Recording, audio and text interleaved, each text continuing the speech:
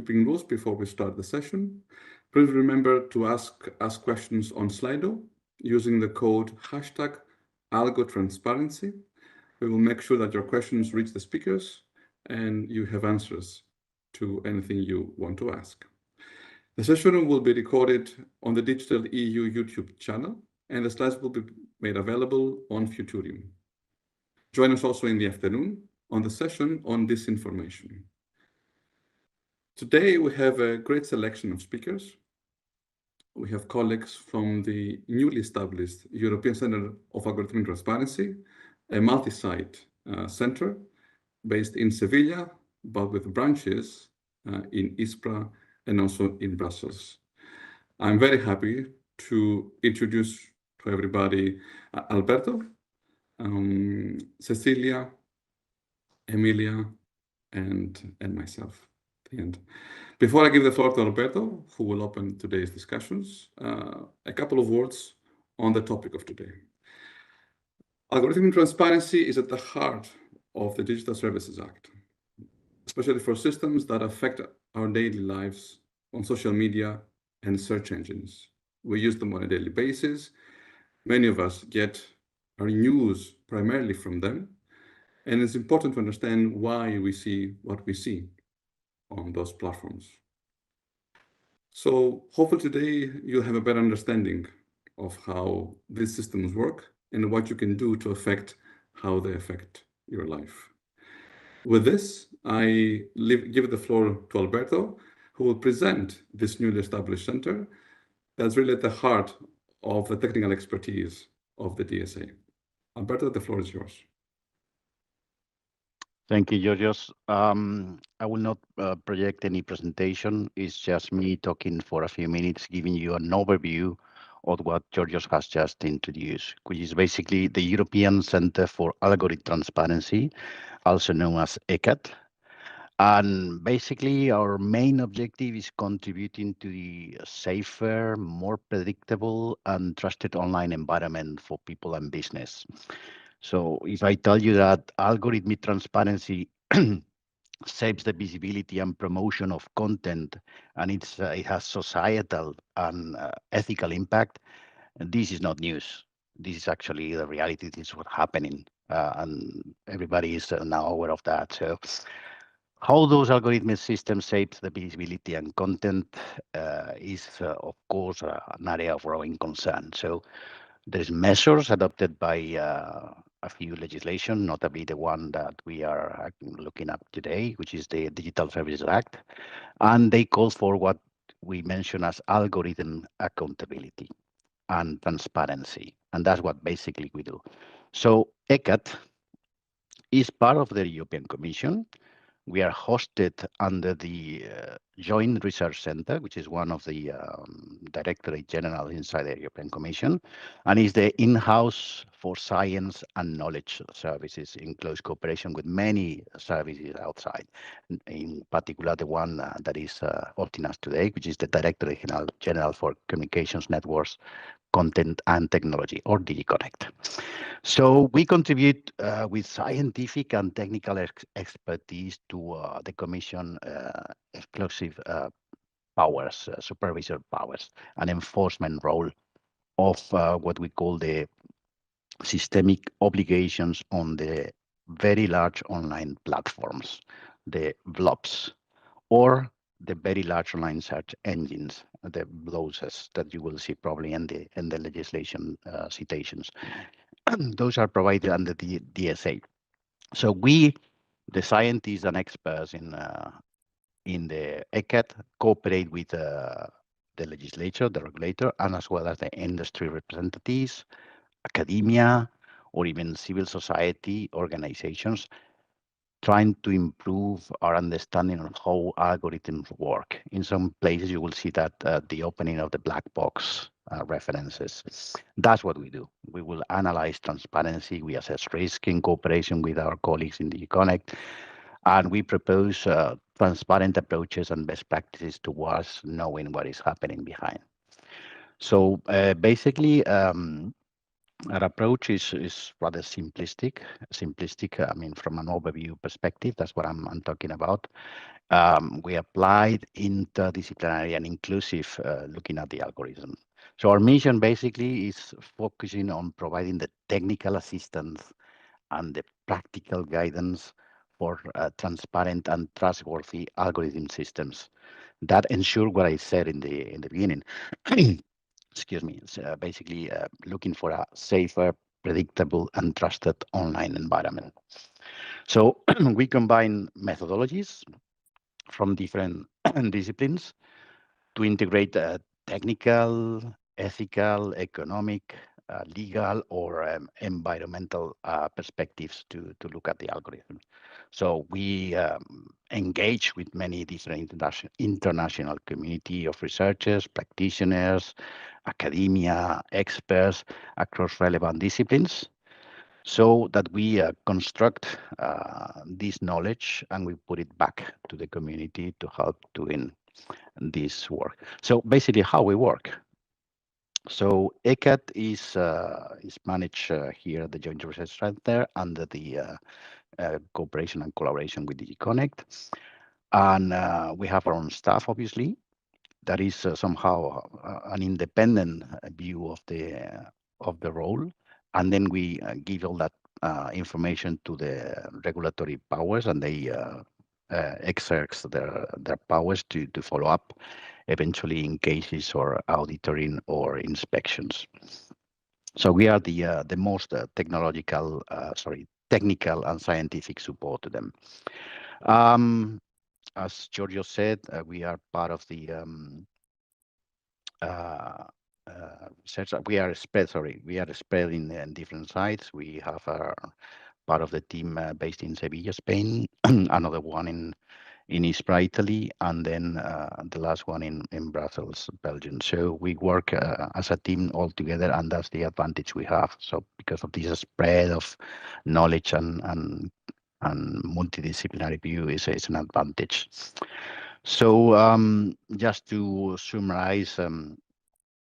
Um, this is basically our role there has three lines of work, which is first of all the platform assessment from a mostly legal procedural aspects. So this is our the investigations, audits, or the enforcement of the law. We have as well scientific side of the view, which is we look at the most networking building, community building, knowledge gathering, knowledge assembling, working on methodologies, on tools, and then we put it back to the community. And the last is about the scientific research and foresight, which is a lot of it goes around. You can imagine algorithm is just the basics of artificial intelligence. So that's another area of our experience and research. And I think I shouldn't go beyond that because that's the overview. You will have the opportunity to speak about some of the details in the next presentation. So now open to questions, open to suggestions, open to remarks. Over to you, Georgios. Thank you, Alberto, for this lovely presentation, introduction of this new and very exciting team in GRC, the ECAT. We do have some questions from the audience. The first one is it easy to find experts for ECAT? How was your journey in recruiting? It is a continuous trip, of course. How was it so far? Thoughts for the future? Well, this is no secret that this is a competitive market. So we are trying to find the best talent out there in competition with the biggest industry in technology. So that's not a secret. However, we have this interesting and powerful enforcement role that gives us a different perspective towards what we can do to the society in impact.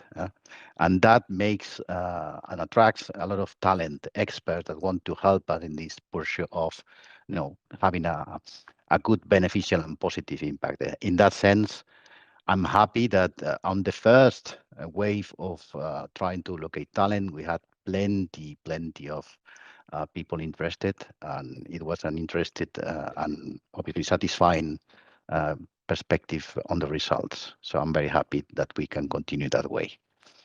We look still for expert, by the way.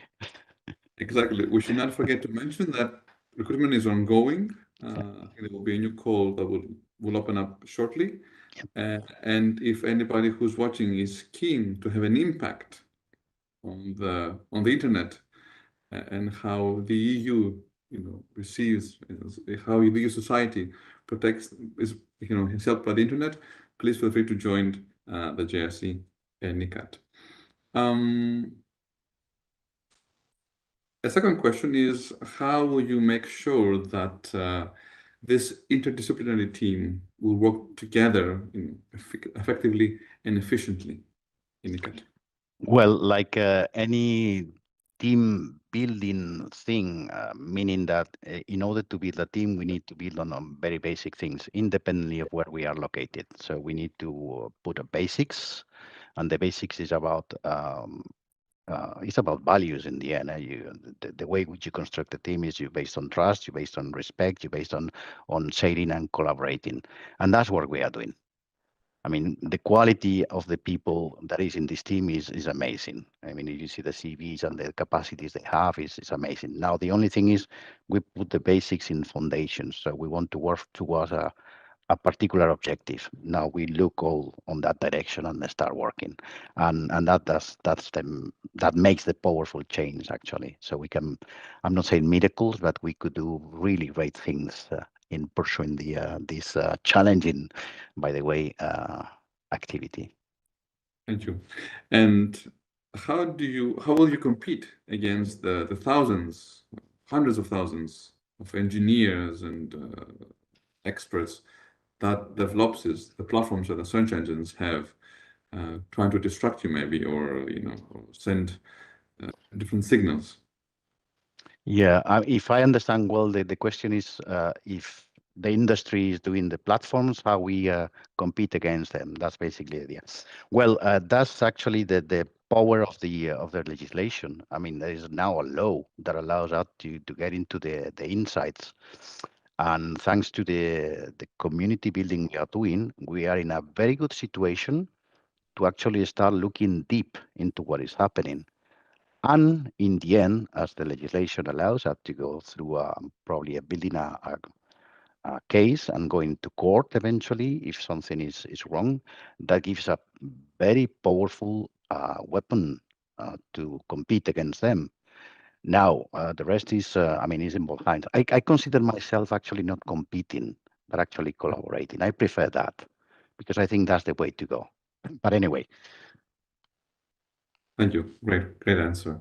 We have a couple more questions. One is asking about how will you access the algorithms and assess them, but I think our colleague Cecilia will answer this in much more detail. So for the people watching this and interested in an answer, just wait for the follow-up presentation. You'll get much more information about this. Yeah, absolutely. I don't want to spoil what Cecilia is going to speak about, but it's true that one of the elements that I was talking about the legislation, but one of the elements, our many, that gives us as a tool is the access to the insights, the data of the companies, because we have that power that we can exert and use to see what is happening inside, which not many people have that possibility. So that's one element to take into consideration.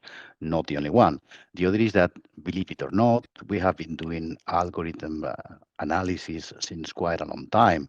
So it's not something that came out of the blue. We have a lot of knowledge inside the house that allows us to look for the right information where we need it, or the right piece of algorithm that we want to check.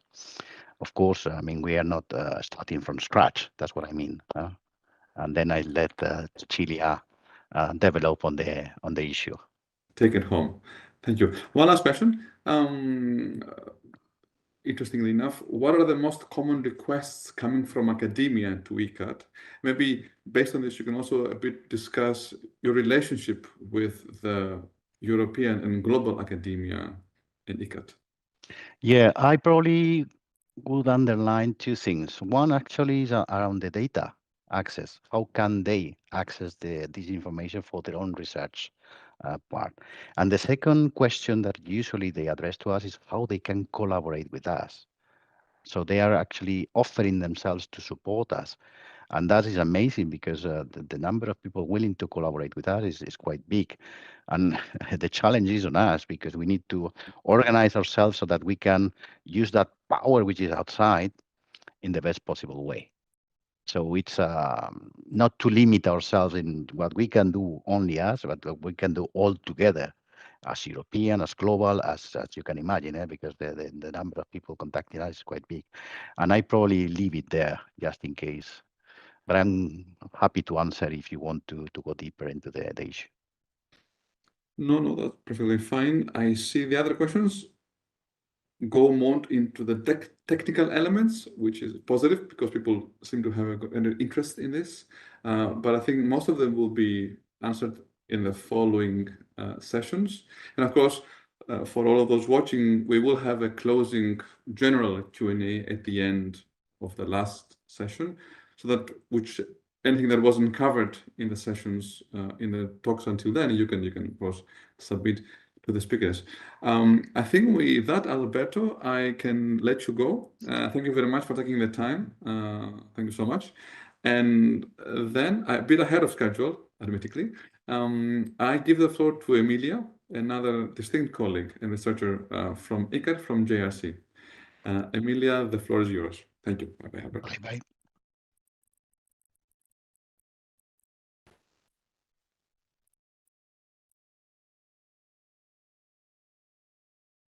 Hello, everyone. Thanks, Georgios, for the introduction. I hope you can hear me and see my screen. Maybe can you confirm that, Georgios, that Yes, it's we can. okay? Yeah, thanks a lot for the introduction. I'm very happy to take part in this session. So, and also to explain a little bit the work that we do at ECAT. My name is Emilia Gomez. I'm a computer scientist, but I also have an interdisciplinary background, and I'm leading the research activities of the European Center for Algorithmic Transparency. Because as Alberto mentioned, we have three main core activities. One is to do some scientific research and foresight on the social impact of online platforms, and I will talk a little bit more about that. The other one is more to focus more on the analysis or practical analysis on those algorithms, and Cecilia will mention a bit. And the third one, of course, is to interact with the international community working on those topics. So in this 50 minutes or 10 or 15 minutes, I wanted to provide a brief introduction to the kind of systems that we are currently analyzing in our work, which are recommender systems, and provide you a bit of a perspective that is more technical, but also what we call socio-technical. So we have to see those systems also in its social context. You can find more information also at our webpage, and as Alberto mentioned, we are hiring currently, so it will be also good if you are interested in joining. So in my presentation, I would like to focus a little bit on what are recommender systems, how or what are those systems that we are studying in our center. Then I wanted to introduce you a little bit on how they work very shortly, which kind of techniques are being used to develop those systems. Then it's also interesting to know who are the people behind or the community behind recommender systems, and finally why we are studying or which aspects of recommender system we are addressing in our work. Part of this presentation is also inspired by a tutorial that we carried out in the International Conference on Web Search and Data Mining this year, so that provides a longer introduction to those topics for anyone interested. And I will be also adding some examples, for instance, on the music domain, because I have been, it's part of my expertise. So just to illustrate a bit what we are talking about when we talk about this kind of systems. So Just to start, in what are recommender systems? Recommender systems and the systems we study that are incorporated in online platforms are software techniques that provide suggestions for items that are most likely of interest to a particular user. So the three main concepts that we work with in this field are the user, the system, and the item. And I will try to explain a little bit more what we mean by that. A user is the person that we need to access information or about certain topic. For instance, imagine I'm a user and I want to find music for my party, or music for reading, or music for studying. And the user is usually characterized by some certain features, for instance, my age or socioeconomic status or demographic information. It's also characterized by the needs. For instance, I want this for professional use or for personal use. Also, the preference I may have. For instance, I may have music preference or distaste, and also the context. For instance, if I am listening to music, I could be at home or I could be at work. So all this information characterize the need for information or for access to content or to material.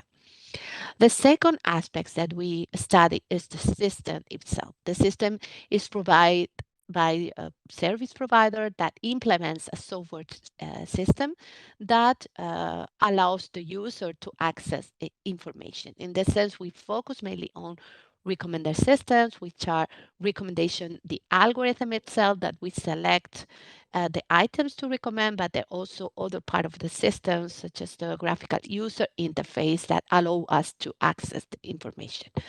This is the second main component that we may study, which are the characteristics of this system. And I will explain a little bit more later about how those systems work. And the third important component of a recommender system is the series of items that we usually structure in a database of items that we want to access, or that will be the basis for the recommendation. And those different items can be, for instance, content. For instance, there could be audio files, or they could be images, or they could be video files.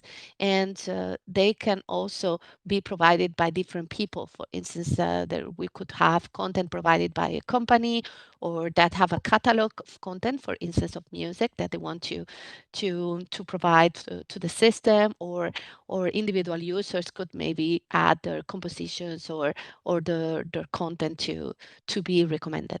So these are the interaction between those three main components are the core topic of research and development. And here, those three components can be associated to different stakeholders. For instance, we can think about the user community, is the citizens, or we can think about the provider of the service, or we can think also about the provider of the content that is to be recommended. So this is a little bit what is the subject of our study. We study these interactions, and also we try to characterize and analyze the impact of the different components. How and the second thing I wanted to introduce is how they work, no? And but before doing that, I wanted to say that those systems are available, as Alberto mentioned, every day for different purposes, and there are many applications, commercial applications that make use of those systems. And I put here some example of areas of application of recommender system. They go from entertainment. For instance, we can think about recommendation of movies, music, or games. These to other areas such as access to information, when we want to access information about news or about documents, or even web pages, and we want to have a recommendation of web pages to read, or emails, or e-learning courses. So this is another area of application of recommender systems. Another important area is the platforms that offer e-commerce or products, for instance, such as books, mobile apps, cameras, clothes, or toys, where recommender systems are shaping the access to those products in a certain order, for instance, and according to certain criteria. Another area of application that is very important is services, as those systems can mediate the access to services such as travels or, for instance, teachers or doctors, housing, restaurants, or even personal relationships. So those systems can recommend then according to certain criteria as well, those kind of services. And finally, recommender systems are shaping also social relationships in a way that they can also facilitate access to recommendations for friends or for workers, maybe for recruitment or for even for jobs, for applying to jobs. So we see the vast amount of application domain makes those recommender systems very impactful in society, and that's the main motivation for us to study them because they have a huge societal impact. Now I wanted to explain you a little bit very briefly how those recommender systems work. Those recommender systems are what we call data-driven software systems or data-driven algorithms, and because they rely a lot of data that represents the three main components we have introduced before. For instance, we can identify items by data that is representing the characteristics of this item. For instance, imagine just a song. We can represent it by its acoustic signal, or by its video clip, or by its lyrics, which is a text, and also by some information about the music, such as, for instance, the artist or the instruments that are playing or the tempo of the song. The second component we saw was the user, and we can also represent the user by a lot of data related to the user, such as, for instance, the social demographic information, such as age or country of origin or country of placement, or also the user preference and the taste, and maybe the preferred items or preferred type of items. And finally, also data represents not only the characteristics of items and users, but also the way they interact. For instance, data can represent the ratings that we provide to certain items. For instance, I like it, I don't like it, or the number of times I consume those items. For instance, number of times I have played a certain music or a certain film, and also the clicks that I carried out in the platform. So all this as a huge amount of data that are exploited by recommender system. How they are exploited? They are complex methods that are based on two main principles. One is the similarity between the items. For instance, in the context of music, the similarity between songs, or in the context of, I don't know, films, the similarity between those films. And the second part will be the similarity between users, what is called collaborative filtering techniques. For instance, if I like a certain music, like, for instance, I like the Beatles, and then I like another band. If someone likes the Beatles, they will be recommended the same music that I like. So similarity is a key concept in recommender system, and can be based on similarity of items and also similarity of users. Those systems that they use large amount of information, they rely a lot on machine learning models. So artificial intelligence models that try to optimize certain objectives or certain functions. For instance, I put here an example of click-through rate, which is the number of clicks compared to the number of impressions. So the number of times that people would click a certain particular item that is recommended. So those systems then try to provide an optimization of the recommender system according to certain criteria that could be that people will really consume those items, or maybe that there will be also, or there are other aspects, such as, for instance, diversity of the items that are recommended.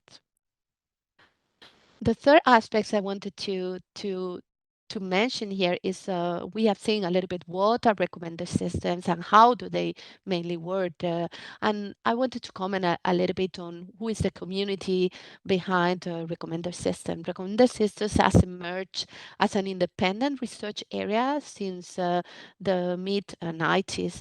And there's a very technically focused community which gather around a set of scientific events, journals, and educational programs.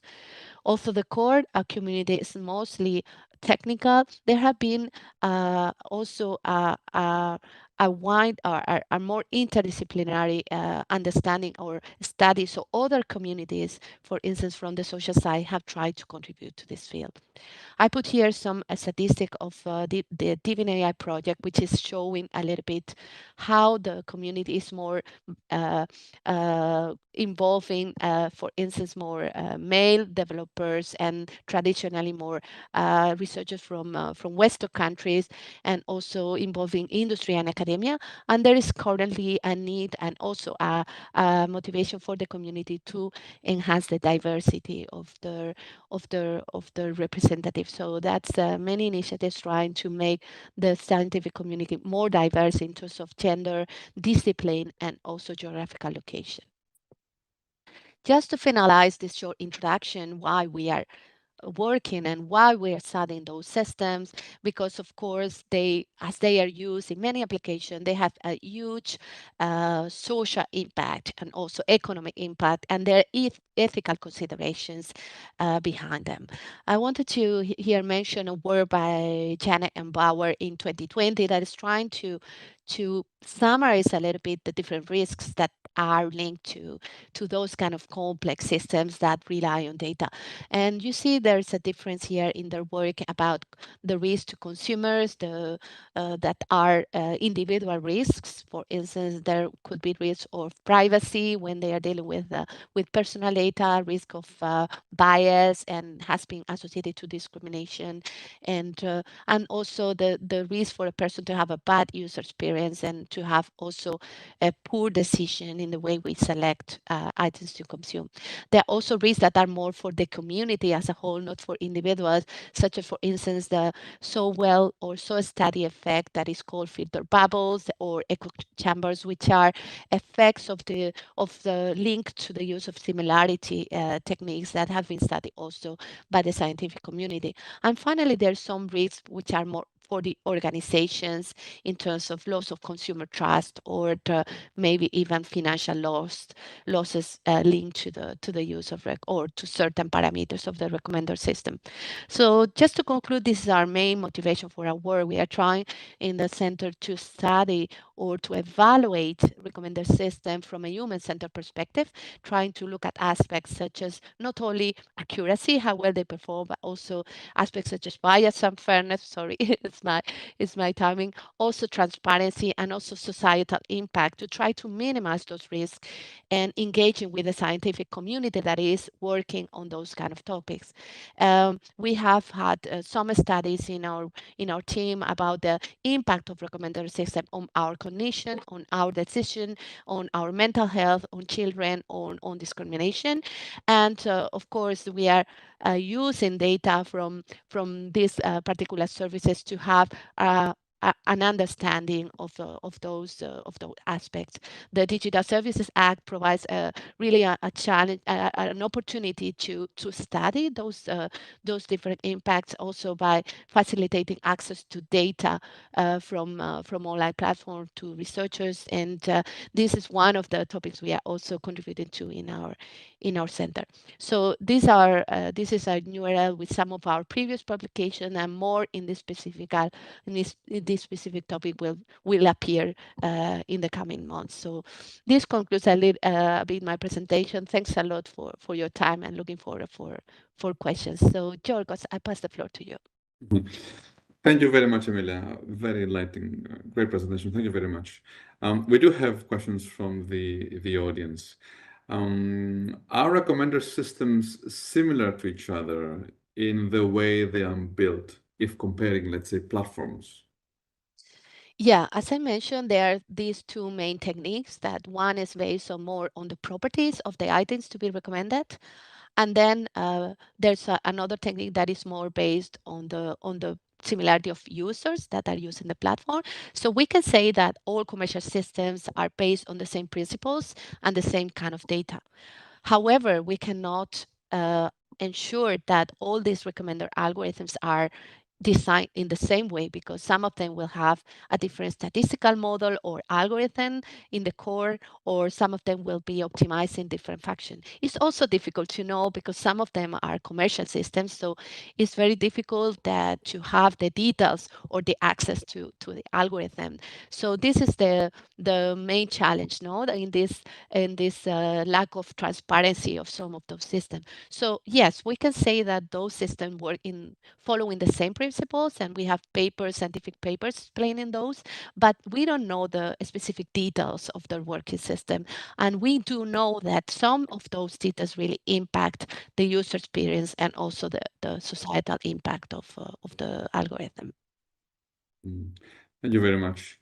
A participant, in a somewhat stressed fashion, asks, I'm not sure how to find the balance. He or she doesn't want their data out there, their preferences, what they like, but they do want the system to give them recommendations that they find interesting and engage with.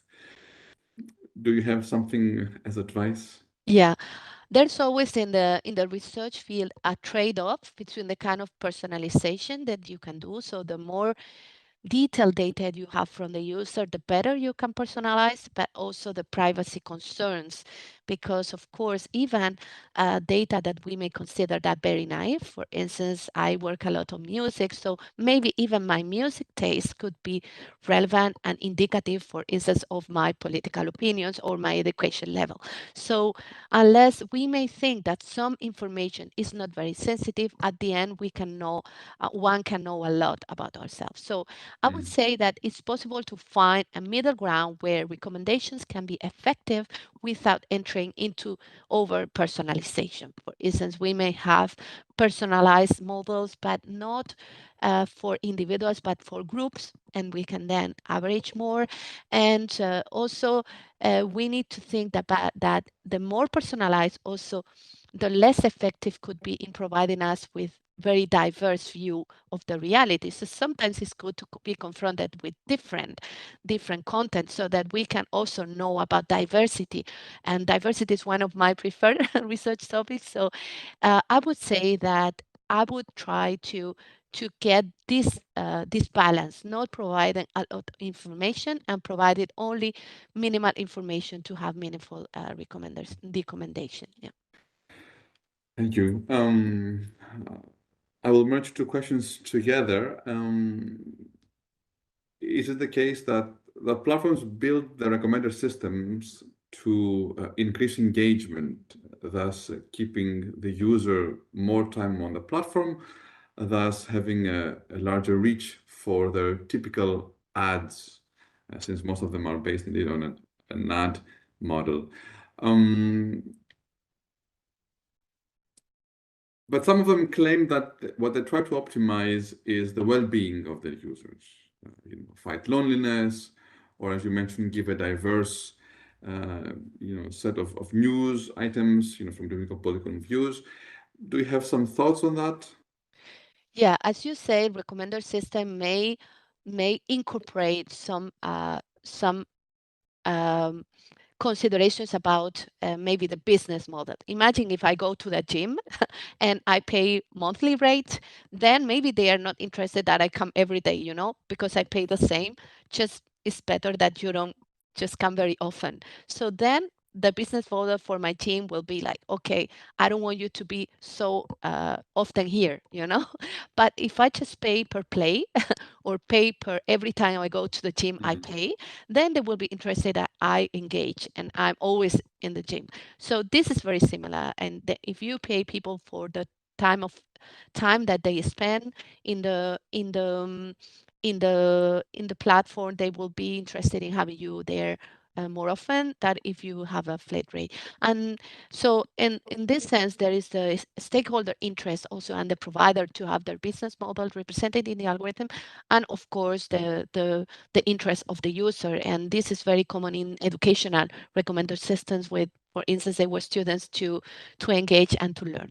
So there is always a consideration of the what is the objective of the recommendation and how we can ensure this is good for the user. This is what we call user-centric evaluation, and also for the society in general, because maybe society is not in general is not interested that I go to the gym every day, because then there won't be space for other people to go to the gym. So we might also have, and then we call this multi-perspective evaluation. We need to consider all these perspectives in the way we assess and evaluate. And sometimes you can also get unintended consequences of a recommender system. Maybe you didn't think that if you have optimized the number of clicks, you will be creating maybe a need to click or from users. So we also need to think about which are the impact it can have a certain recommendation algorithm on the short, but also on the long term. So this is a very engaging and challenging research topic that I feel has not been deserved so much attention. For instance, our community has been trying a lot to improve the accuracy of those systems and devoting a lot of effort in training more complex models. So this is a lot of effort, but not much effort into evaluation of those systems. This is precisely the core of our research. Yeah. Thank you. I know you're not a lawyer, but a participant asks, regardless of which type of system they use, they need to collect data from the user. How would they do that without infringing GDPR? You don't have to answer this, but if you have some thoughts on this. Yeah, as you say, my expertise is technical, so I may say things that, I mean, I will speak under the guidance of a lawyer, but I would say that from a technical perspective, there's some techniques like that can preserve privacy. These are called privacy preserving recommendations that can really do or provide good recommendations without dealing with personal data. So that's the technical challenge, to try to find indirect proxy or indirect information that can give you insights on the user without invading privacy. So this is a very interesting also topic of research, these privacy preserving recommender systems, and the ones that can really do pretty well without asking you for personal data. And sometimes, as I say, even my indirect information, such as the time where I connect, for instance, the time of the day I listen to music, this could be relevant already for recommendation. So you don't need to know personal or really personal information. So sometimes we have this difficulty in separating what is personal or for what is not from a technical perspective. Yeah. Thank you. We have many questions. Well done. You have intrigued the interest of the participants. Can you give examples of some specific algorithmic evaluations you have done? Yes, maybe I would put very naive examples also, because a lot of my experience have been in the music field, but also in other fields. For instance, we did a project about the evaluation of gender discrimination in music platforms, for instance, with some collaborators in the scientific community, trying to evaluate, for instance, what is the bias that those algorithms have with respect to female artists versus male artists. And we can evaluate the bias that is present in the data itself. Maybe in the catalog of music, you may have more presence of certain or male artists than female, and then how this bias is propagated by the algorithm itself. So this is one example of a study that we did. We also did some study with children, for instance, when we evaluated how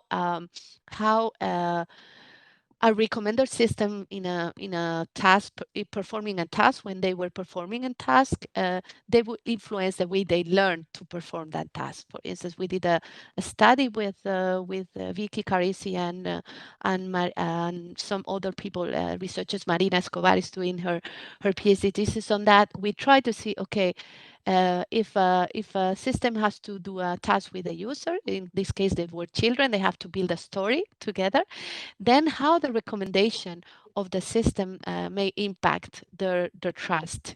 So trust in the systems, trust that they will really engage. So these are some two examples of work that we have carried out in our team. Yeah.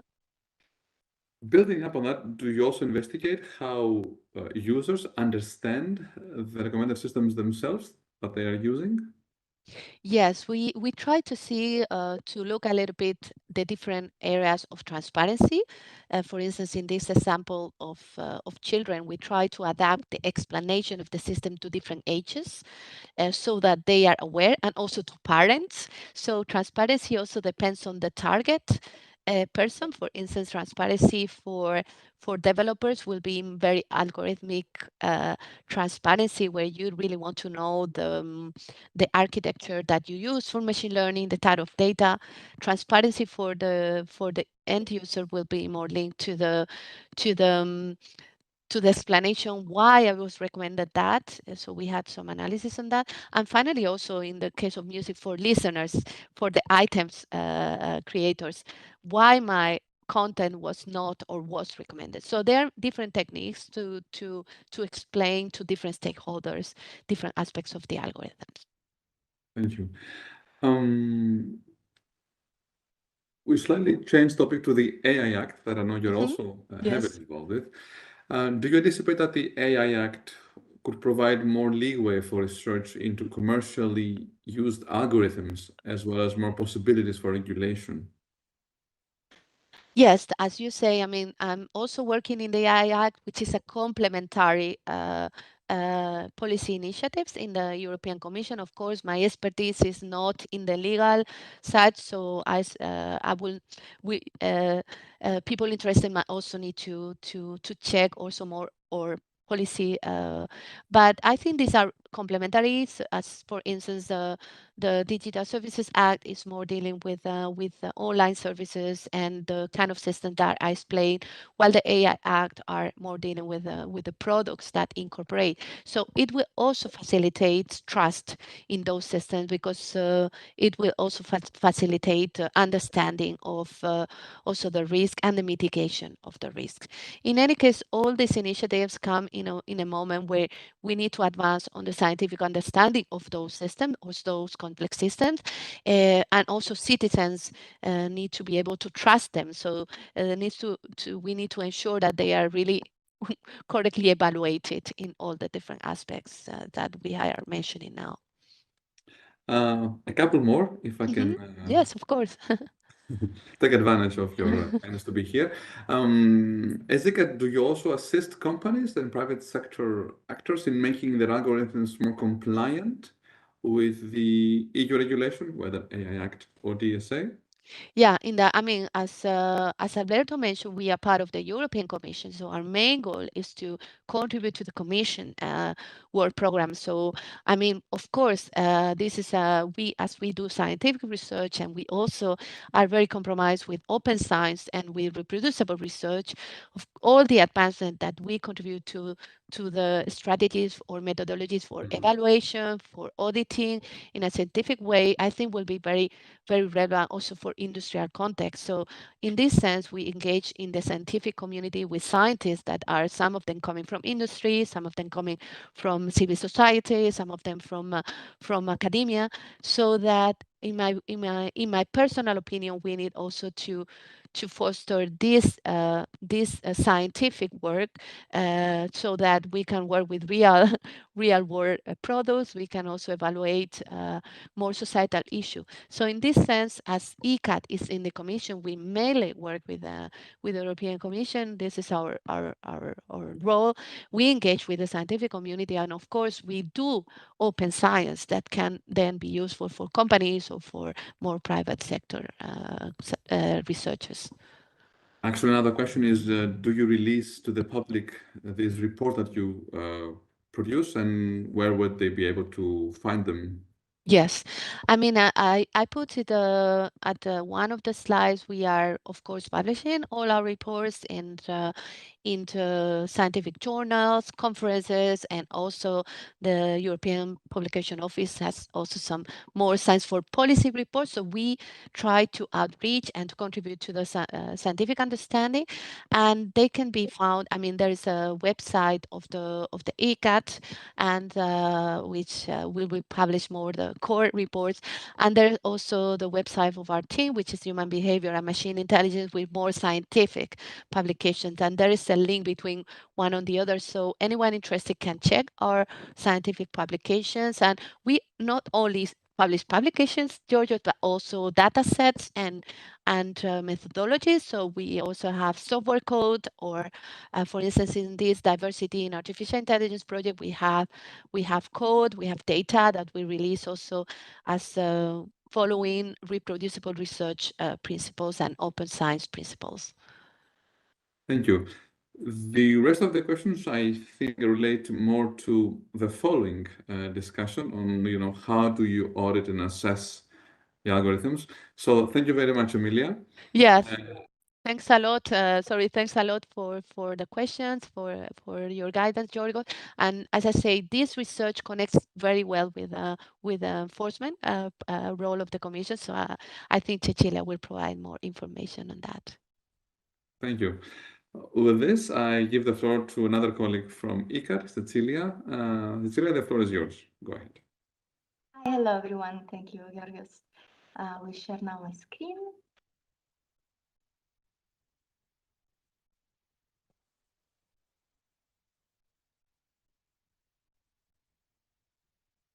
Okay. Do you see my screen? Do you see my slides? Yes, all good. Okay, thank you. Do you also see yourself, or should I minimize you? I am Okay. invisible to the outside. Okay. So hello everyone. I am Cecilia Panigutti. I work at the Joint Research Center of the European Commission, and I'm also part of the European Center of Algorithmic Transparency. I work on the inspection team of ECAT.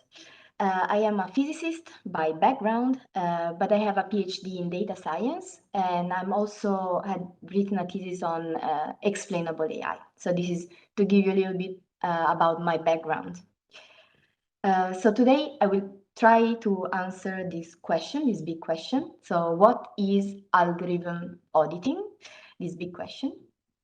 And I will start with some definitions, because there is no single definition of what an algorithm auditing is. So the definitions are many and varied, but for the purpose of this presentation, I will use this definition, this working definition.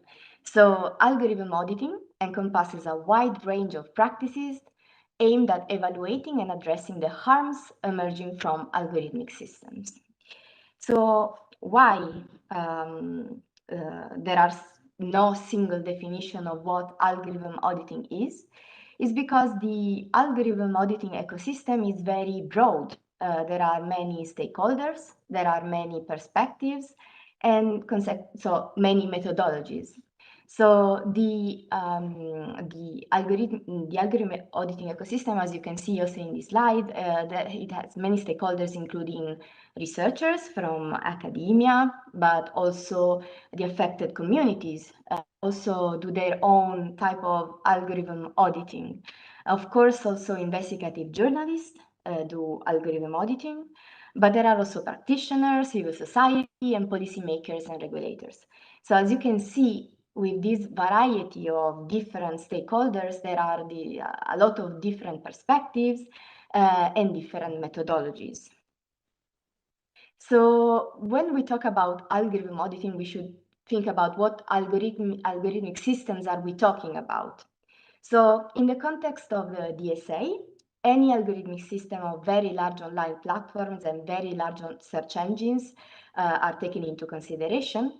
And in particular, 3 algorithmic systems are mentioned. So we have recommender systems that Amelia just presented in great detail. We also have advertisement systems, so algorithmic systems that deliver targeted advertisement to users, but also content moderation systems that maybe support humans in the content moderation efforts. So as also Amelia explained, these are socio-technical systems in nature. So when one wants to evaluate the harms that these systems might generate, you cannot take into consideration only the algorithmic and technical part, but it's very important to also include in your evaluation also the social dimension. So this is a very interdisciplinary field. So in the context of the DSA, one might ask, so how algorithm audits might be useful, where these techniques might be useful.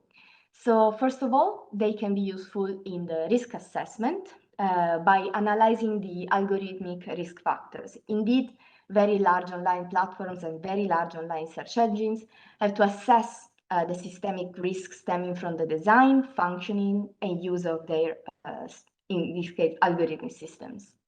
But also in the context of independent audit to test the algorithmic systems. Indeed, this independent audit will be carried out by third parties to assess compliance with the DSA. However, I have to highlight that not all compliance audit requires an algorithm audit because these are 2 different things. And finally, also in the context of the study of systemic risks, so for vetted researchers. Indeed, the DSA has, under Article 40, will allow vetted researchers to require data from platforms to conduct research that contributes to the detection, identification, and understanding of systemic risks in the Union. So let's talk about algorithm auditing in academic research. So algorithm auditing is a new emerging field. Indeed, one of the first use of this terminology had appeared in this 2014 paper and was mainly focused on detecting algorithmic discrimination. So the focus was on fairness and bias. However, the DSA actually broadened the scope of this algorithm auditing process to also other systemic risks. So this is a bit broader than just it is already a big field, the one of detecting, algorithmic bias and discrimination, but it's even broader now. We can find so many good insights from scientific literature on how to conduct an algorithm audit, and I will present them today. However, I have to say, currently, most academic research, of course, have external access to these algorithmic systems under study because they treat them as a black box, of course. And we hope that Article 40 will have an impact on the data they can have. So what are the main objectives that we can find in the academic literature about algorithm auditing? There are mainly 2 types of studies that you can find. The first one is a reverse engineering study that tries to answer the question, how does the algorithm works? And the second type of study is the one that study actually the systemic risk. So it's a risk-oriented audit and try to answer the question, what is the role of the algorithm in the emergence of the systemic risks? So this is just an example of a typical flow of algorithm auditing in academic research. So we have this first phase of reverse engineering the algorithm because, as I said, most of the researchers don't have access to these algorithmic systems. So since they want to define their experiment, they first have to identify what are the main parameters that influence the algorithmic behavior, and then understanding how of each parameter actually influences the behavior. So which ones and how they actually influence the behavior. can be engagement, how, what parameter, the number of likes or the number of share of a specific video, something like that. And once they acquire this knowledge, about how a little bit it becomes a gray box, not a black box, then they can actually define a risk-oriented audit. So, and start to answer the question, yes, but now, what is the impact of the use of this parameter in the algorithmic system on the emergence of the systemic risk? So there are three main phases in algorithm auditing, which are also in common with many scientific research in general. The first one is usually the experimental design phase. So in this phase, the researcher usually define the scope of the experiment and the scientific hypothesis they want to test. And also they conduct this careful planning of all the variables, controls, and procedures to ensure reliable and valid results.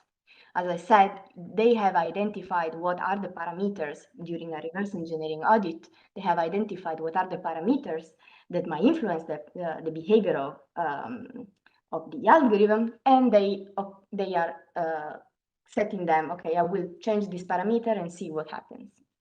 Then there is the data collection phase. That, as I said, usually these comes with workarounds because they don't have access to data, they don't have access to the system.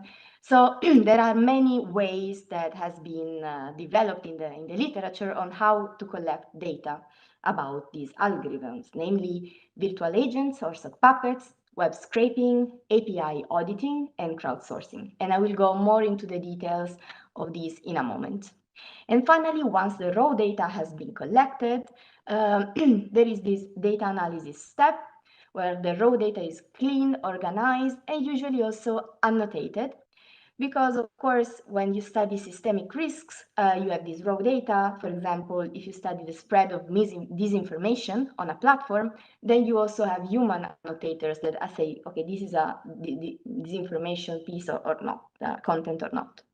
And finally, there is the statistical testing to prove if actually the algorithm has an impact on the hypothesis.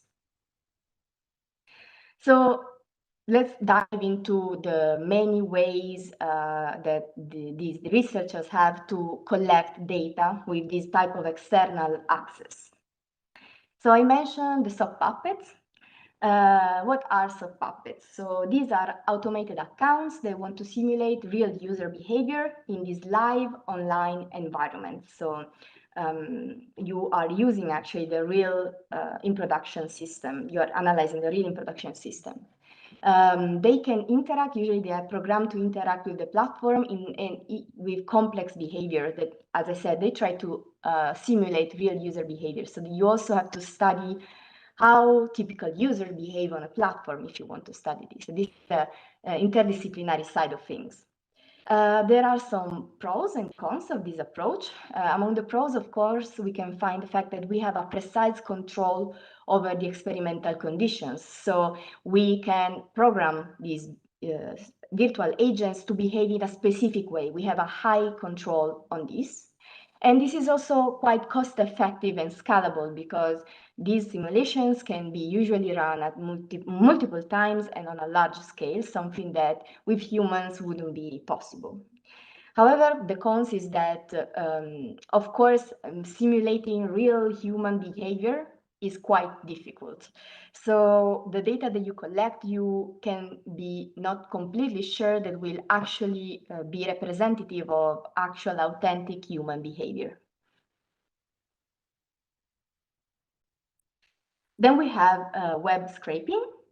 So what is web scraping? So in this type of data collection, researchers typically write code to automatically process the platform end user interface, so the HTML as CSS code, and they extract data, the data that they are interested in, directly from the end user interface. Of course, there are some pros. Because you are directly accessing what every user sees. So you have this unfiltered view of the platform end user experience, and you without requiring any input from the platform itself. However, one cons of this approach is that these HTML layouts change very often. So it can be difficult to create these long-lasting and robust scraping tools. We also have API audits.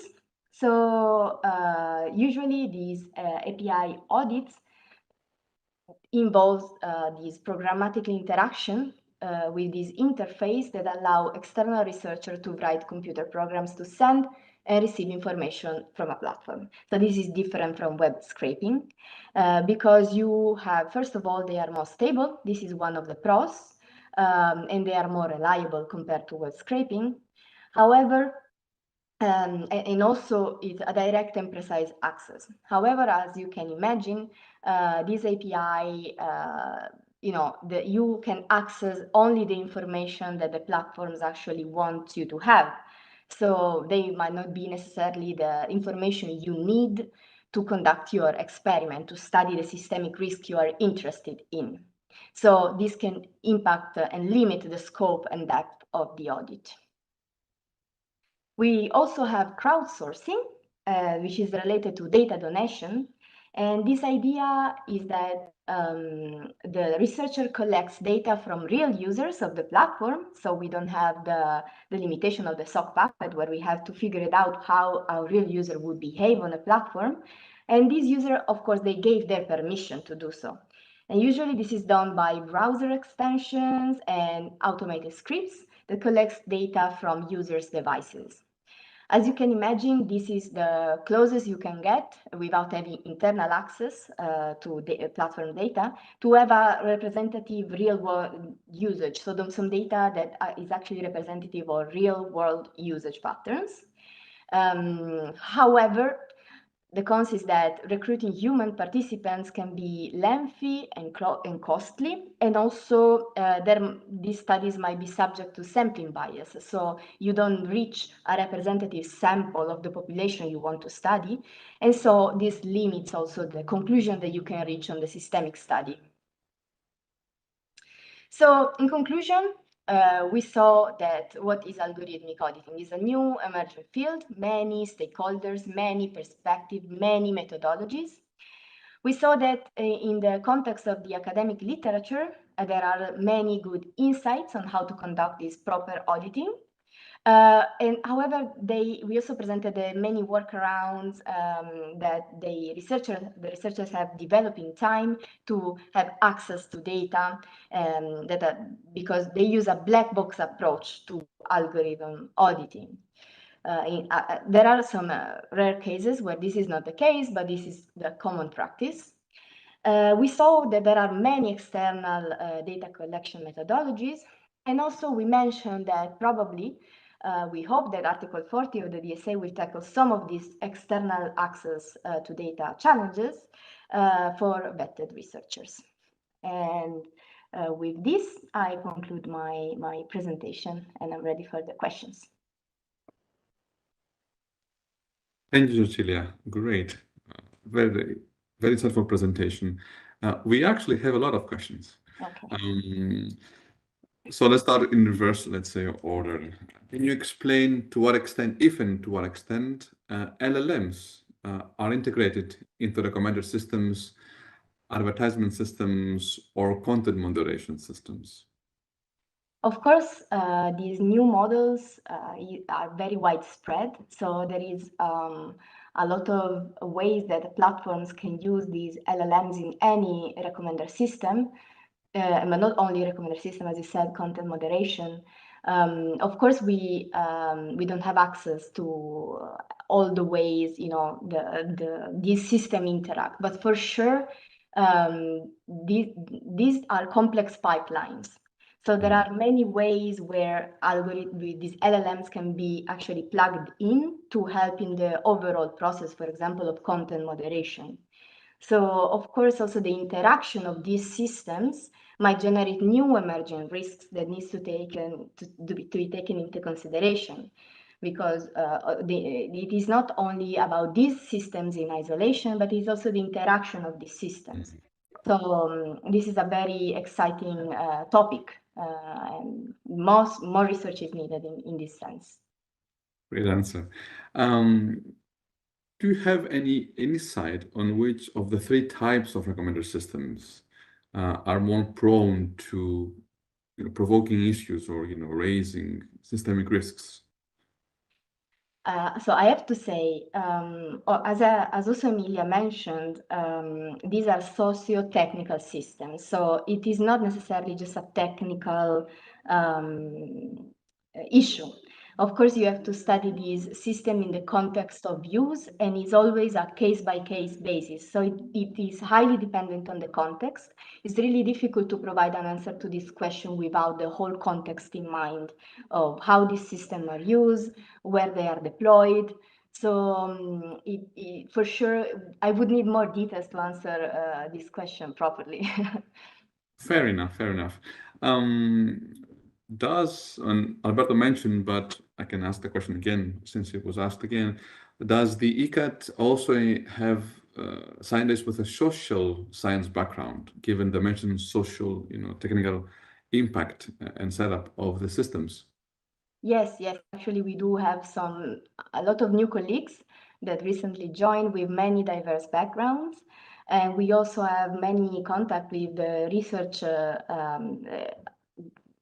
environment. So we are actively talking with a lot of stakeholders. So we are not alone in this. We have many different set of skills also within ECAT and in the context of our collaborations. So I'm really excited about this interdisciplinarity of our work, actually. Great. Another question is, how do you define a systemic risk? But I think for this, we can refer the viewer, the audience, to Article 34 of the DSA and the respective recitals that clarify and define the systemic risk. So that is off your back. Do you conduct cross-platform comparisons? Do we plan to conduct cross-platform comparisons? What does it mean exactly, cross-platform? For, let's say, when you audit the system, let's say that the news feed, let's say, of platform A versus platform B. Of course, there are the interface, especially of these platforms, they have many commonalities. So we will use the knowledge that we gain on one platform on maybe another technical system of another platforms, because at the end of the day, of course, also the algorithmic factors, the technology behind it might have some variation, but it's it also at the core are very similar. So for sure it becomes natural. However, I have to say that every platform has a risk profile that is different from the other. So it is, as I said, it's not just about the technical side of things, it's also about how these platforms are used, what is the user base. So there are many factors that one has to take into consideration when studies these systems. So for sure we will be able to compare and to use the knowledge that we learn on one platform on another, but every platform is unique in its risk profile. Thank you. A participant asks, I can imagine that reverse engineering is pretty hard, or at least it won't cover, all aspects of the system, as everybody would be able to copy, the system of one platform and use it in another. I guess the question is, how do you identify which elements you want to focus on? Yes, this is actually very hard, and of course there are many incremental studies also in the scientific literature. When the first researcher published, I understand that, for example, the geolocation of one person is very important for the recommender system. So, and of course, science is always building, on previous results. So, and this has been going on for many years. So actually it is possible for sure. If I was a researcher starting now, where to look, I would for sure go and look at all the amazing work that has been done in the scientific community about, trying to understand what are the main parameters. So of course, right now that these platforms are also releasing some transparency report on also how they work. Of course, this is also a very good source of information if you want to start doing this reverse engineering. And also, I have to say, since this is related also to my background, I have a PhD in explainable AI. especially in these post-hoc explanations. They have many limitations, of course, but the principle is similar. So you actually look at input-output behavior and try to reconstruct what's happening in this very complex system. So in this sense, there are many ways that many sources of information where you can start and many methodologies that you could actually use. Of course, it's true, there is also a lot of noise because you don't have the full picture. So there might be some A/B testing that are running on a platform that you are not aware of. So it's not just a matter of parameters, but maybe you are testing two different systems. So maybe you have one system one day and the A system one day and the B test system the other day. So there are many noise factors that have an influence. However, there are also ways to control for this. Of course, it's in the phase of the design of the experiment. So when you sit down and you try to think about, okay, how should I design the experiment? You have to take into consideration these noise factors and try to minimize them or keep them under control, or take into consideration that you will also detect some noise, and so that you have to conduct the proper statistical testing. Great. You mentioned Article 40 in your last slide, so you brought this upon yourself. Can you please expand on this? What are your hopes, expectations of how Article 40 will help, facilitate their access to researchers? Yes, I have to say we have Amelia so her team is working very hard on Article 40. So I think she can also handle this type of question better than me. She's the right person to answer this type of question. Yeah, thanks a lot. Maybe very briefly to say that Article 40 provides access to data from platforms to carry out analysis of systemic risks in the European Union. So this offers also the opportunity for researchers, for vetted researchers. These are the way it's presented in the article to have studies that with meaningful data. This was one of the challenges that the research community was addressing, that in order to carry out relevant research, you also need to the access to the information.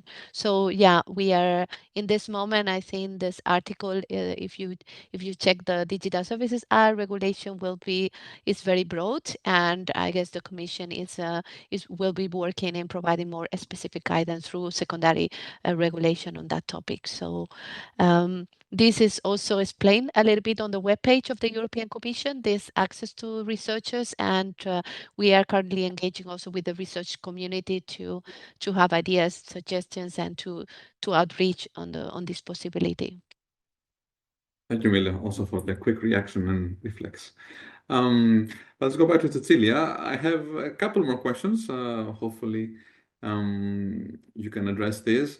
Would you expect to see differences between the results of an API audit versus web scraping or other techniques? This is a very interesting question. Of course, the API audit, you receive the information that the platforms wants to give you. So, and if you scrape the same information from the end user interface, you might get the same result. Hopefully, you get the same results. I think there are some studies that goes into the direction of comparing these two type of data access, and the results are not super conclusive on that. It's also true that, of course, these access point, the API access point, is very curated. So if you want a very unfiltered access to the end user experience, probably even if it's more complicated, because when you develop such tools that you are not sure they will work tomorrow because the layout might change, maybe I would go for a web scraping type of approach. One that I don't understand, but I'll pass it in case you could decipher it. Do you have an ideal case scenario at ECAT in terms of how platforms could be? Maybe I would imagine this means that whether what they release as how their systems work is actually what we discover during the audit process. So how they would be use case, because I interpret this question of how related to the mitigation measure, maybe. So yeah, of course. So we will also work on evaluating the mitigation measures of these platforms. So on how to mitigate the systemic risks, because at the end of the day, again, maybe I sound like a broken record, but it's not just a technical side of things. The technical side of things is just a tool. Then how you use that tool, you can do good, you can do harm. So of course, we are very interested in the emergence of systemic risks. This is and also on how the platform mitigate these systemic risks. So for sure, we will also assess this and maybe also come up with some suggestions. But I don't have already a use case in mind on how this should be. Okay. There's one more question. I think it's more general. Any options for people outside academia to join, this effort and this, this collaborative, let's say, activity? Thoughts? If we are not just an academic facility. I just want to highlight this. We actually, some of us have PhDs, some of us, Amelia is a full professor also, so we have a lot of academic also background, but because this is necessary to understand the system that we are studying. So it is not just people from the academia. We also have people that have long experience in auditing algorithm in the public sector. We have some practitioners, some people that has worked in the industry. So we are a very diverse set of skills in our team. But maybe also Emilia wants to complement. Yeah, I think it's right. I mean, we have, I think for having those challenge, for addressing those challenges, we need also to cover many different aspects, and then we have some contributions that are more academic, but some of them are more to the enforcement, and we also, as Cecilia said, engage in all this diversity in our work. Thank you. And of course, we should also mention that ECAT, as well as the Commission more generally, is working with NGOs on this topic. So we don't only engage with the academic community. With this, thank you, Cecilia, very much for this great presentation. The next one is on me. So if you will allow me, I'll move some windows around and then I'll share my screen.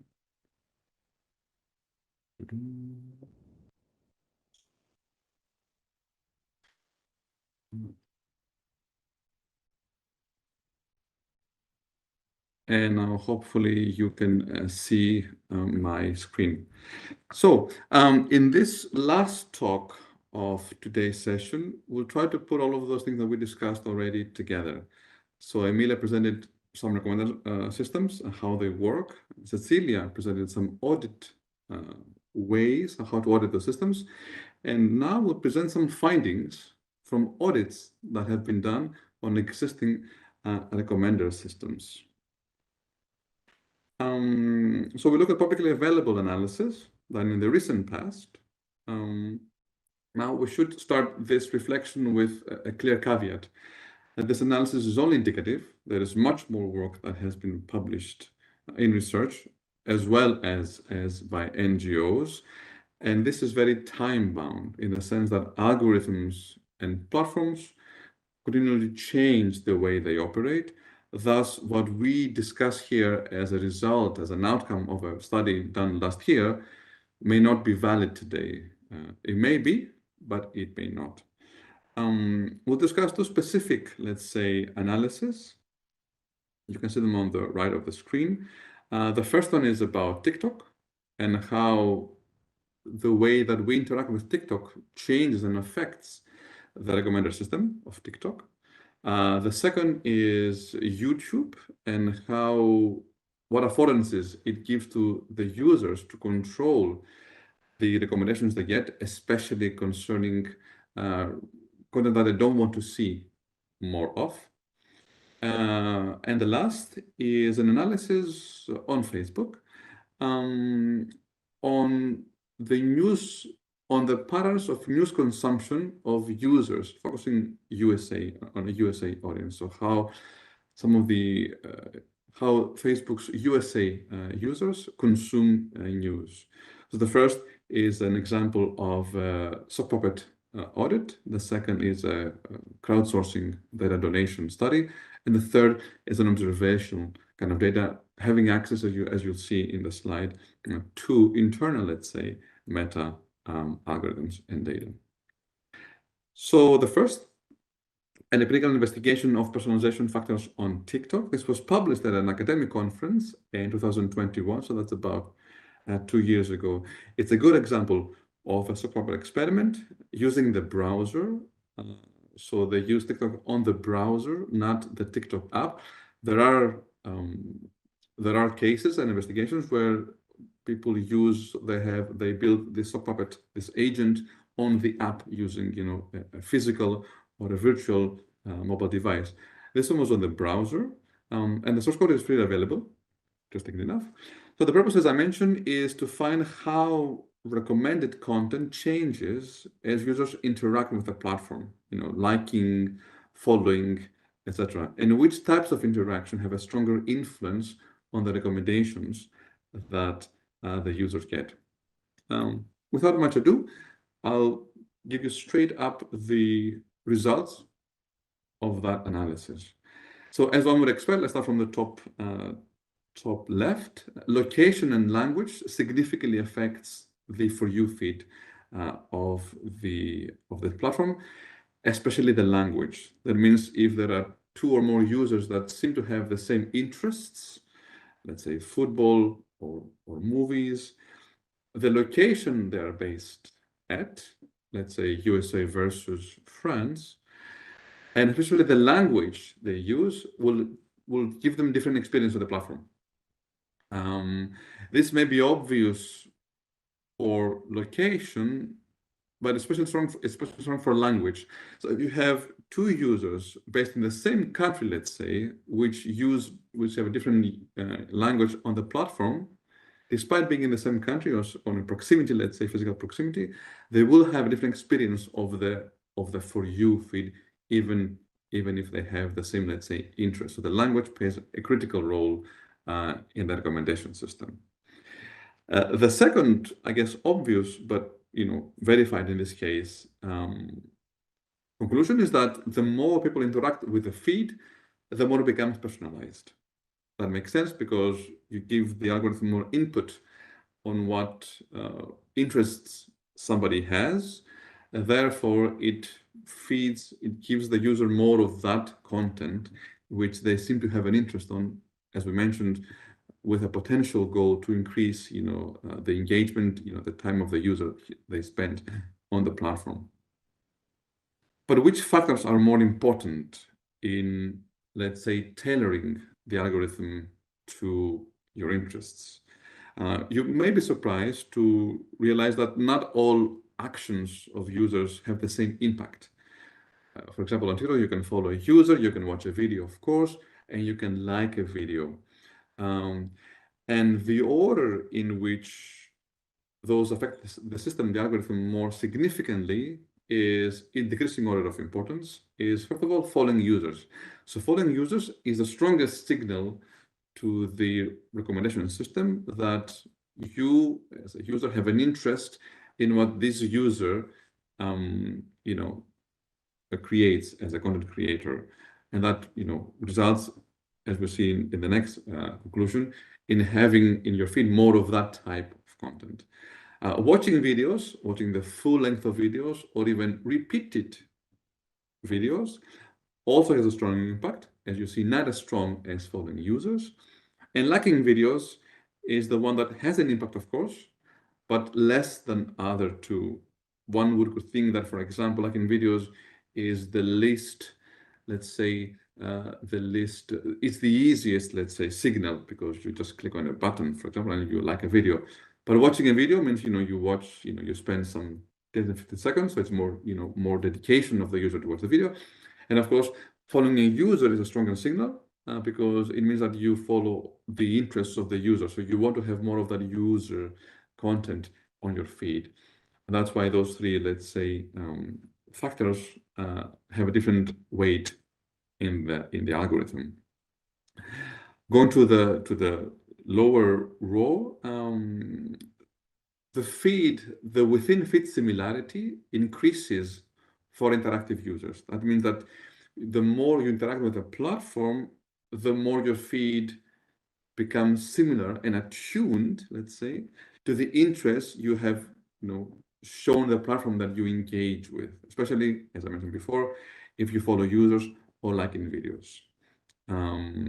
Which again, obviously makes sense. The more you like some content, the more you engage with that content, the more platforms knows what you like, and thus it feeds you more of that type of content. So the similarity of the videos, let's say if you watch a lot of football videos, you will have more football videos in your feed, which supposedly makes you happier, more content as a consumer of the platform, as well as this platform because you spend more time on it. But it's not all black and white in the sense that you only get sort of bombarded with things that you have liked. The platform tries to mix up what you have shown as your interests with globally or generally popular content. And this could be either, let's say, for your language that's popular, or for your country, or globally, let's say, content that's popular. So it doesn't only rely on the signals that a user has sent the platform, but it tries to mix it up with global, also to maybe give the user a bit more of diversity in their feed so they don't get bored, and also make them aware of other types of contents that are available, let's say, on the platform. That's a summary of that conclusion, let's say. Again, let me mention again that these are findings on the browser using sock puppets in 2021. So these elements may or may not be true to a smaller or larger extent today. So take that with a pinch of salt, if I can say. The second study investigates, as I mentioned, whether YouTube's user controls are effective, or what is the impact of user controls on YouTube's recommendation system. This was done by Mozilla, an NGO. It was published September 2022, so about a year and a day, I guess, in a month. It's based on crowdsourcing data from 32,000 volunteering YouTube users, so which allowed the plugin that Mozilla built to donate their data and their usage to Mozilla to do this analysis. And let's see what the conclusions were straight away. So, and this I can start with a bit of a question. So the focus is on bad recommendations. Let's say you watch a video and you don't like it and you don't want to see any more of that video for whatever reasons. Maybe it's an interest you had in the past and you want to change that interest. You want to watch less, let's say, football videos. You want to watch more of basketball videos, for example. So YouTube affords some elements that you can inform the system that you don't like this type of content. So you want it to stop recommending, let's say, these types of content. And the most, let's say, affordances of YouTube is, as you see here on the slide, is that I click not interested on a video. Those are the three dots that you see under to the right of the video.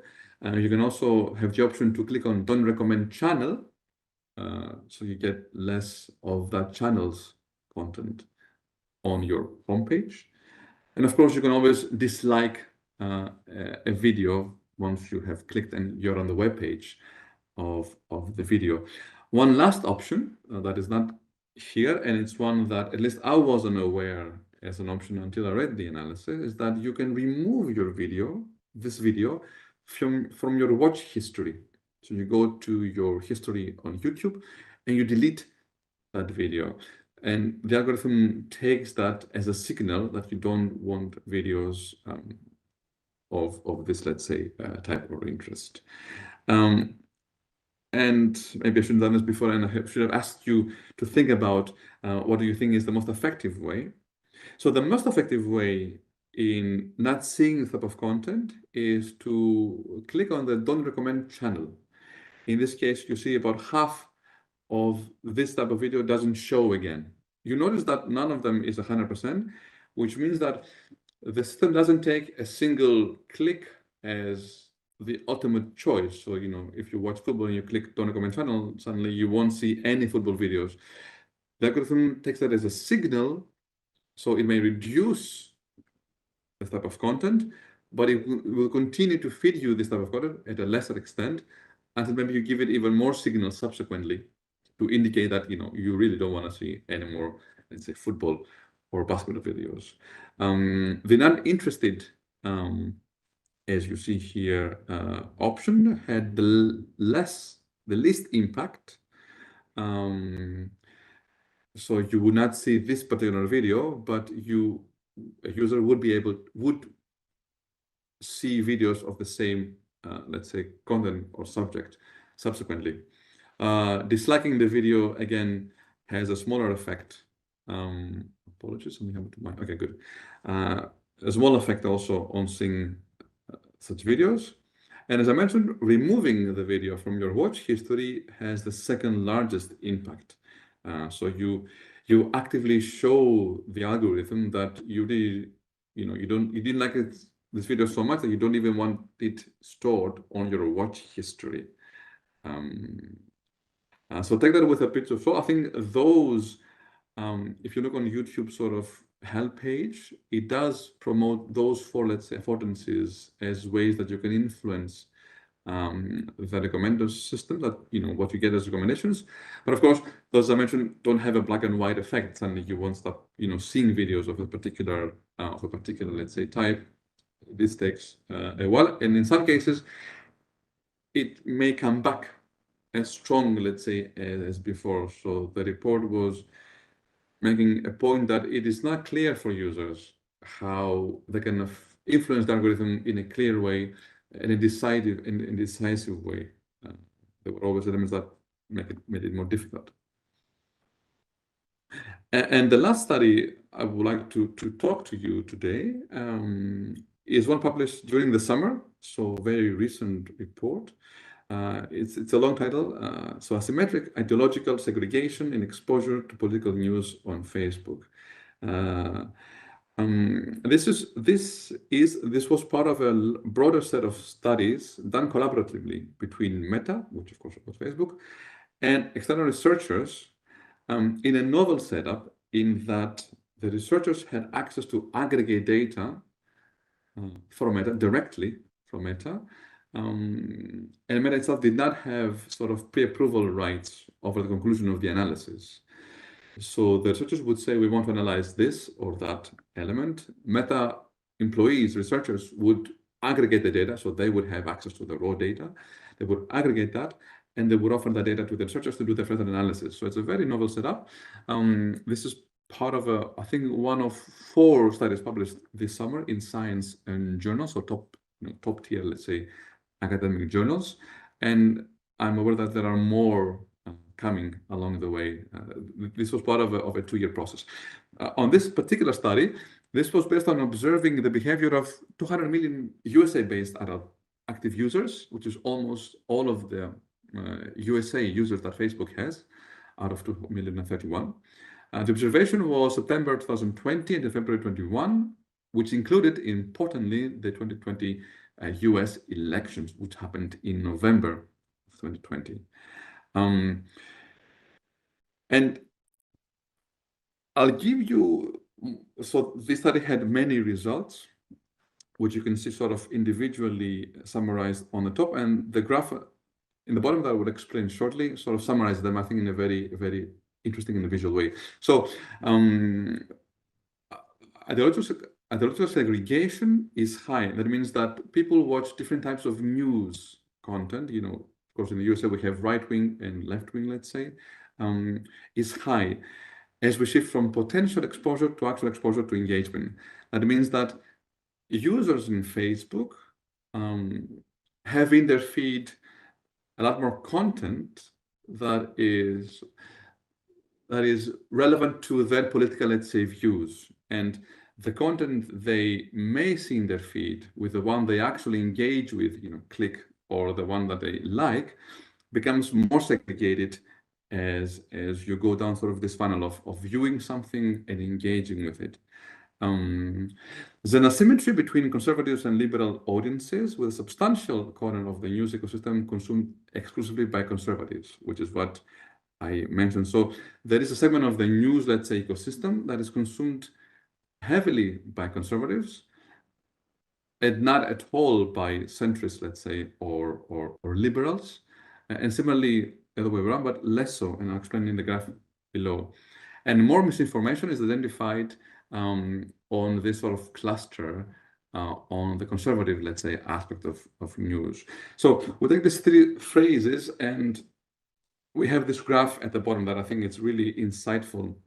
Maybe I spend a couple of seconds explaining. As you can see, on the x-axis, you have different dates from the beginning until the end, let's say, of the study. As you see, the study, the clusters pretty much remain the same, so that doesn't change in time, which is indicative that those behaviors remain static. Now, each ball that you see on the graph is affect a group of URLs, so of news items, not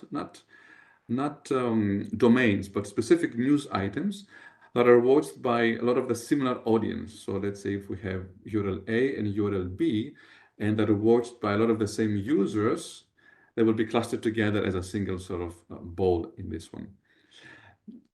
And the x-axis is the political, let's say, position, let's say, of these groups of people who sort of engage with this content. So you see, -1 is the most liberal, let's say, users. +1 are the more conservative ones. And 0 would be sort of the centrist, or sort of middle of the ground, middle of the road, let's say, political spectrum. And lastly, one more element in this graph is the coloring, which you see that the redder it becomes, the more unreliable, let's say, more misinformation is available on these URLs based on Meta's third-party fact-checking program. So this is the setup, let's say, of the graph.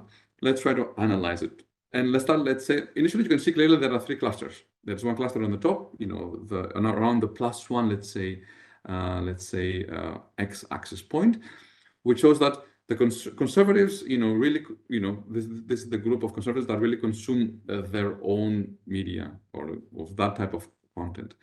There are only small clusters around 0, which means that the URLs consumed by both right and left wing is small, and this is important. So most people either watch conservative media or news outlets, or let's say liberal media. And of course, interesting enough, on the bottom, the green one on the bottom, around the -0.5 element on the x-axis, are the liberals. You see, interestingly, that the liberals do not go all the way to -1, as respectively the conservatives go all the way to +1, which means that the content consumed by liberals in this example, in this study, are not as sort of segregated to liberals only. There are some centrists and some conservatives that also consumed that medium. So there's clear polarization and aggregation. So we have, as you can see, three clusters here. The liberal side, let's say, is less, let's say, aggregated. They are a bit more centrist. That's the first conclusion. The second, and I think it's obvious by the color of these clusters, there is more misinformation, let's say, on the URLs consumed primarily by conservatives. And the red aspect varies from quite deep red to less red. Of course, we should point out that as you can see on the this percentage is quite small still. It's 0.075, so it's still a small. So doesn't mean that 50% of what people on one or the other side watch is fake news, but it is indicatively more than it is on one side that it is on the other side. Again, it's a small part. So fake news is a small part in this study of the news consumption, but it is still more, let's say, prevalent on the conservative side than on the liberal side. And this, I think, is in summary, I think, the three conclusions that we saw on the top in a single graph. that I think really sort of show, as the paper title suggests, the aggregation of news consumption on Facebook. With that, I will now stop my presentation and I will go to the questions. So if you allow me one moment to look at the questions that are available, because I have to moderate myself apparently here. Okay, great. So I'll start in reverse chronological order and see. Okay, I see some questions that are a bit for the end discussion, so I'll leave those at the end. Business models in the future. Okay. Did you see, one question was, did you see any changes happening since TikTok appeared in the market? I don't want to talk specifically about platforms, but I would like to say, and this is not scientifically, but I think it's my, I guess, informed impression, that TikTok was the first social media platform that did not rely on the social graph to recommend content to users. So you wouldn't necessarily, follow or have friends, and you would get content only from those friends, let's say, on your feed. It relied, as we saw, interactions, global, let's say, viewership, etc. And this aspect, as you may have noticed, has now proliferated to other platforms. So, for example, Instagram Reels is based on the same idea. I think also Twitter now, or X now, I think has a 50-50% of people you follow versus people that you don't necessarily follow, but your interests align in the For You feed. So that is one market change that happened, I think, with the appearance of TikTok and how they did that. So also shows that not all platforms do the same ideas. This was the novel, let's say, the novelty of TikTok. It has caught up. Other platforms took ideas from it, and now you see it more broadly. So before TikTok, people would typically see content of the people they follow, or are friends with, or groups they follow, let's say, on Facebook, or depending on the different platform. Whether they change in the future, I think yes. As I'm sure you're aware, this is a very active market. It can be said that people are fighting for eyeballs, for time spent. So whenever somebody comes with an innovation, it can be copied, it can be reproduced to increase engagement. So things will change in the future. The more that new ideas become available, people engage, they see platforms, see how people interact with a new feature. I think this is a constant change. Otherwise, if platforms stay stagnant, most likely they will fall in terms of usage and engagement. Personalization seems to provide you with less diversity. Any way to avoid personalization? So on the first question, it is true that, as we discussed, for example, in the case of TikTok, the content you get is affected, by how you engage with content. But as I mentioned, there is, a bit of global, let's say, input, what is globally, let's say, popular. The same, I think, applies also with X and Instagram. So you get, and this global, let's say, this content that comes from the global, let's say, audience is diverse, one would assume. Is there a way to not get recommendations? Yes. The DSA obliges all very large online platforms and search engines to provide you with a feed or an option to have your news received not based on your profile. And this is the case, for example, I can mention, for example, X or Instagram. There is an option to get your feed based on reverse chronological fashion. So that is an option. It is available in platforms. I think also TikTok, I have the impression, is doing something similar, where they offer you content only based on global viewership. So they don't take your profile at all into account, but they give you only what is globally or in your country, I think, in your country or in your language popular. So they don't look at your interest, but they give you, what's popular, around where you live in a way. Changing. Yes, the question is how familiar are people with the options I taken from YouTube to affect. I think they're not aware at all. To be honest, that doing some actions will affect how the algorithm reacts and how it provides them different content. I think some are obvious. If you dislike a content, I think it makes sense that you realize that you don't see as much of that content in the future, or you don't recommend channel. But for example, the removal from the history, for me, it was news that it actually had an effect. But again, YouTube does provide a help page that discusses those elements. It's just not easy to find that page or to Google it to find that page.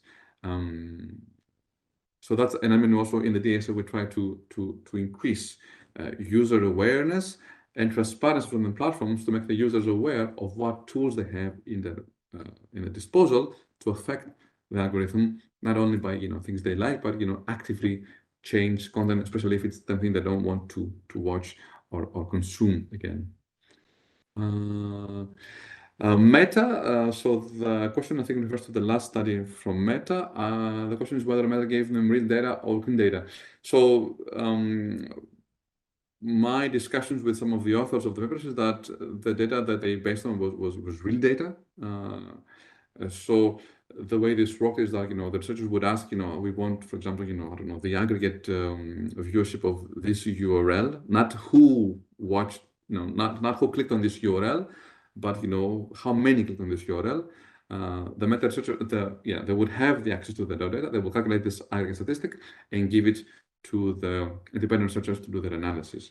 So I don't suspect that this data was somehow falsified or changed. I think plus the process had a lot of safeguards to ensure that the data that was received was the real data, and it's available also not for public consumption, but it's available through some means for verification and validation. So there is ways to verify the results by other researchers in the US that have a system there, and we will have also very likely in the EU.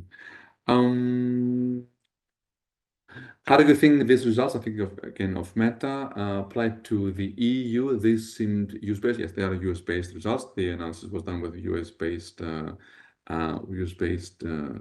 users of the platform. That is one of the questions they leave as future research in the paper to see how this will apply in different EU contexts. Without knowing, I would imagine that if a political system is similar to the US-based one, it could be not too dissimilar. Of course, the USA-based system the US system is really particular now, also with a level apparently of polarization between the two political sides. But it's a very interesting question, and I think they are thinking of reproducing this analysis or redoing it with some EU data. And again, that's something that potentially and hopefully Article 40 could help in the future. What do you think about the interpretation and presentation of the conducted studies by Meta? I think there have been some news, when the studies were published, they were caught by the general news media. And of course, researchers had their position, and then Meta itself had its own sort of view on this. I won't get into what each side said, but this is available online, and you can look it up if you want and sort of see how each side interpreted the results of the studies. As always, these studies have a specific demographic, a specific, let's say, limitation, specific, let's say, setup. So it's not wise to always, generalize from the specific limitations of any study to generally how the world works, on how the platform works on a global scale. I think with that we have captured the questions that I think were relevant for my talk, and then maybe I can ask the rest of my lovely presenters, to enter the chat. And I have some that actually I have missed. I have left for the last parts to answer. So I think this is for maybe Cecilia or both Amelia. Do you currently work on disinformation-related risks? If yes, do you have concrete examples that you can share with the audience? Should I take this one? Cecilia, go ahead, please. So we have some division internally on different topics, of course, with some expertise on different topics. I'm not directly involved with this information, so I cannot give you, unfortunately, concrete examples on this. So I don't know if Emilia wants to complement. Yeah, I mean, yeah, as this is a very important systemic risk, I mean, there is some expertise in our team on this topic, and also the Joint Research Center has been, for instance, organizing recently a conference on this information on that topic. So. As Cecilia said, maybe not. We don't have anything published for the moment because our center was starting this year, but we hope to have some scientific insights and also on this field. But yes, this is one of the topics that we are definitively focusing on and engaging with other researchers on that. Thank you so much. And since I have you, Amelia, here on the big screen, you mentioned different business models. Do platforms show different recommendation behavior depending on their model? Based on your Yeah, we consider from the engineer perspective that there might be different stakeholders, or from the scientific perspective that that might need to incorporate their objectives to the recommender system. For instance, there might be the goal of the users to get access to the information they need when they need it, and there might be the interest of the provider of the content to have their content recommended, and there might be the interest of the provider of the recommender system to also have a system that can benefit their business model. So as you see, there could be different objectives by different stakeholders involved in this area. So yes, from the point of view of the provider, of course, you may need to consider your business model in the system that you developed, and that's why we need to have this multi-stakeholder perspective for the evaluation and design of recommender systems. Thank you. One question that is not available, I don't see it on the slide, but it was passed on to me, is the following. It's question related to bad recommendations. Is it possible for entities with a malign intent to coordinate on a scale big enough to discredit, let's say the commission's, YouTube channel? If so, could such an operation be automated through bots automatically disliking or de-recommending such channels and content? I think we all know the answer, but I think I'll give it to Amelia, who's waving her head. Yeah, I mean, this is a very interesting topic of research because it spans a bit recommender system with more cybersecurity expertise and this idea of the intended and unintended attacks or modifications. So there might be some effects or some impact that might be unintended. For instance, a recommender system might be biased or even unintended. So by knowing the working of the system, you can maybe put content that will be coordinated and will be also so this is a risk. There are risks that are unintended, risks that are intended. And for this, we need to also engage with the community working on cybercrime, for instance, cybersecurity, that have been studying those effects, how to model it, for instance, and detect it and prevent it. And this is done, for instance, by platforms. They might be willing to prevent those attacks or those intended attacks. And this is also a very interesting topic of research. So maybe, Cecilia, if you want to complement on this. Yes, you said most of it. I have just maybe to complement it. This is also specifically one of the risks that are called out in Article 34 of the DSA, which is inauthentic use of the service, and also these coordinated behavior. So it is very, very relevant to the work that we do, and it is possible, absolutely possible, and it happens. This coordinated behavior against, and that also the manipulation of these systems by coordinated attempt by different users. Thank you. Maybe I can drop a general question, and with this we could close. Any studies that you would like to see happening or you would like to conduct in the future? And Amelia and Cecilia, Or Alberto, if you wants to come in, please go ahead. And maybe let's start with Emilia first. Yeah, maybe, I mean, personally, I mean, there are many things that we can do and there are many challenges that we address, but I am particularly interested in longitudinal studies because usually we do studies that are one shot, like we see the behavior one day, but I think we need studies that are taking part in long term. The longest study I have carried out was weeks, but maybe I think I would like to carry a study that is longitudinal. And then the other thing I am very interested to do is more cross-cultural study, because in Europe we are very diverse in terms of culture, and sometimes those studies are focusing on a given country or a given population, like educated people, but they don't engage with other populations. So maybe having the power of engaging with community of researchers in Europe to carry out more studies that involving all member states, that will be, I think, the two aspects that I think will be interesting for us. Yeah. Cecilia? Yes, actually, I so many ideas, so I don't know how to pick and choose. What I would like to see, very excited to see how the research community, but also the civil society, will use Article 40 to have access to these internal data, because of course, as I mentioned also in my presentation, there are also all these sorts of limitations to the current study in the literature. And the paper that you presented, Georgios, the one on Meta, they had internal access to the data. So, and they were able to use the whole US population. So this is there is no sampling bias issue there. The results you have are extraordinary. So I'm allowing also other researchers to have this type of access.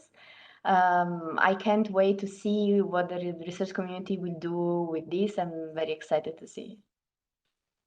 Thank you. I think with that, we should have just hit the midday mark. So very timely. Excellent. Thank you so much all for talking. So the presenters, Emilia, Cecilia, Alberto, and also thank you to those who are watching us on YouTube or Slido. Have a lovely day. And of course, don't forget, there's also one more session in the afternoon on this information. So we urge you to watch that session too. Bye, everybody. Have a lovely day. Thank you. Bye.